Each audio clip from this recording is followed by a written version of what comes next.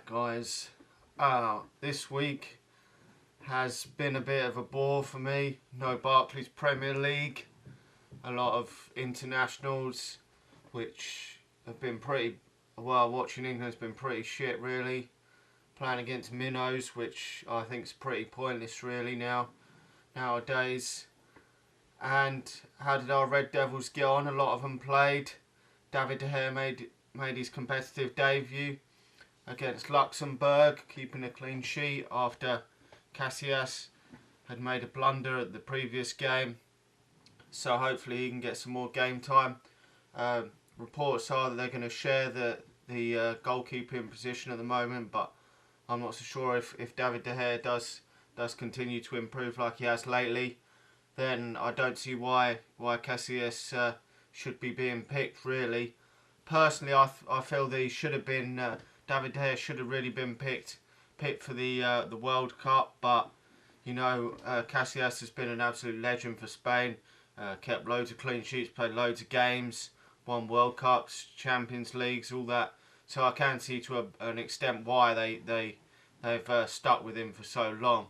Di Maria played in their defeat to Brazil. They lost 2-0. They do play Hong Kong as well, so probably get some game time there. Rojo, he played as well for them. So they both were on the losing side. Then we got Robin van Persie, scored a penalty. I think he won the penalty as well. I didn't see the game in the first game, and then the next game he didn't have such a good game against Iceland. They lost 2-0, which was quite a bad result for them. Wayne Rooney scored 2 goals over 2 games against Minnows. Now, personally, I think he didn't have a very good time of it in these 2 games. I know he got 2 goals. He got the crucial goal against Estonia, but I feel his overall performance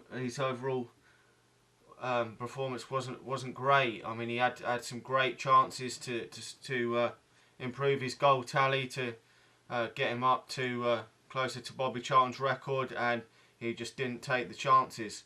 Even against Estonia, he had quite a lot of chances where he could have scored. Leon, he was clean through and fucked it up again. Against San Marino, he done that twice.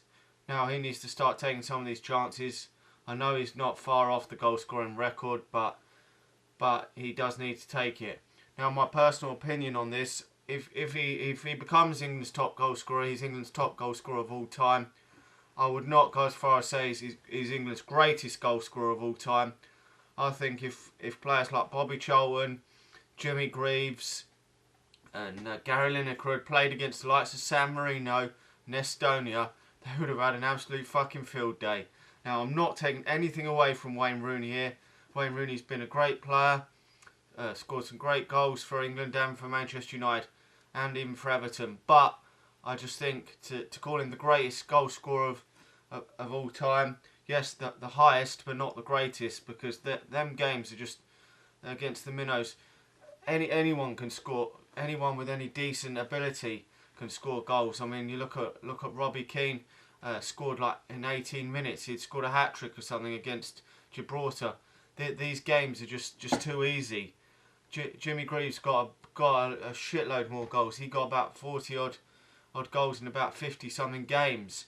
Wayne Rooney's taken about 100 games to get to that. So I wouldn't go that far. I'm not knocking Wayne Rooney. He's done well. Also, Radamel Falcao scored his first goal in a long time for Colombia. Scored the first goal. I think they've got another game later on, tomorrow I think it is, or in the early hours of the morning. Sadly, Adnan Januzaj was an unused substitute in both Belgium's games. For some reason, they seem to be bringing Marouane Fellaini on. He didn't play from the start, Fellaini, in either of the games. He came on as a sub, but I just think Fellaini is terrible. But so it's a mixture of both. Some players played well. All our strikers there have scored goals over this international break. So hopefully we can now kick on in the Premier League. We've had a rest. Hopefully some injuries are coming back. Phil Jones, Chris Smalling to get some depth in there. Michael Carrick looks like he's on his way back. Hopefully Herrera will not be too far back.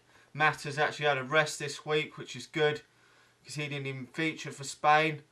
Now they've got a lot of quality players in there, David Silvas and that. So, but I'm glad in a way he didn't get picked because they're refreshed and ready to go. Antonio Valencia, he didn't play either. I don't know what's up with him. So maybe Adnan Januzaj, Valencia and Mata can all feature against West Brom. They'll be pretty refreshed because I mean Wayne Rooney can't play, so it's a shame that Januzaj hasn't played much this season. I mean he scored a quality goal the other week in the under-21s. Great free kick. Previous week he scored a hat-trick for the under-21s.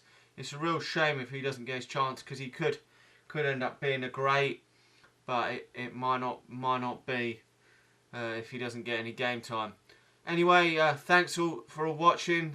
Thanks for subscribing, liking and commenting in the videos, and I will talk to you all again very soon. See ya.